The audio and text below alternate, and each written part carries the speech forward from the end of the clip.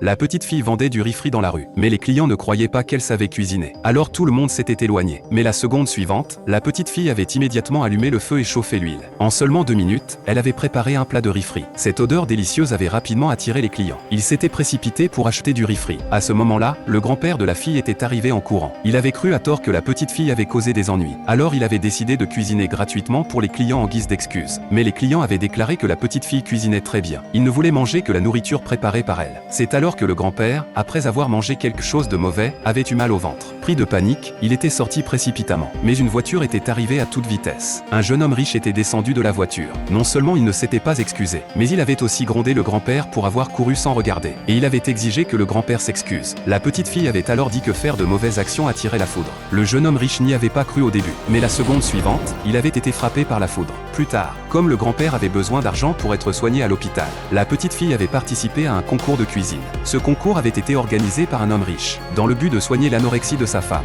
Le gagnant allait recevoir un prix de 10 millions de dollars. Des chefs renommés de partout s'étaient inscrits pour obtenir cette récompense. Lorsque le concours avait commencé, tout le monde avait été choqué de voir que la petite fille y participait aussi. Mais ce qu'ils ne savaient pas, c'est que la petite fille était la seule disciple du plus grand chef de l'époque.